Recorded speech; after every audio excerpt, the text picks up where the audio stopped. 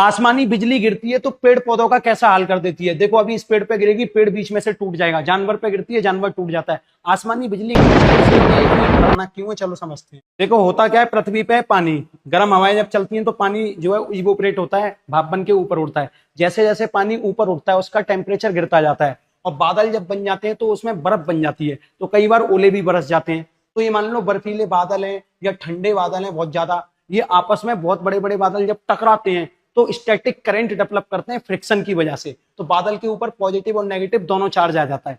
लेकिन आपको पता है बारिश आने से पहले या तूफान आने से पहले तेज हवाएं चलती हैं, तो वो तेज हवाएं क्या करती हैं, पृथ्वी के ऊपर जो पेड़ पौधे हैं, घास हैं, उनसे टकराती हैं। तो फ्रिक्शन की वजह से पृथ्वी पर चार्ज आ जाता है पॉजिटिव, जो कि सरफेस पर रहता है, और नेगेटिव चार्ज पृथ्वी के अंदर चला जाता है।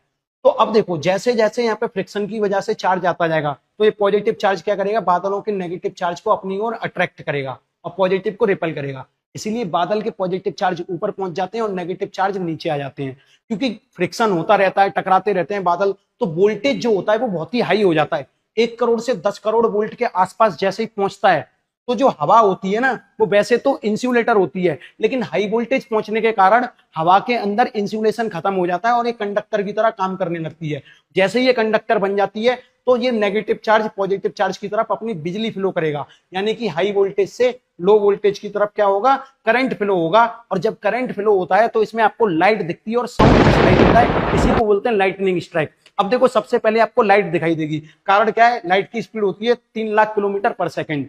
बाद में साउंड सुनाई देती है, साउंड की स्पीड होती है 330 मीटर पर सेकंड, इसीलिए ये बाद में सुनाई देती है। अब सवाल उठता है कि सर साउंड क्यों सुनाई देती है, लाइट भी तो दिख सकती थी, ये बिजली नीचे भी तो गिर सकती थी। देखो जब ये बिजली नीचे गिरती है तो इसमें करंट होता है 10,000 एम्पियर का, पेड़ पौधे पे गिरती है तो बीच में से फाड़ देती है, और इसका टेम्परेचर होता है 30,000 डिग्री सेल्सियस।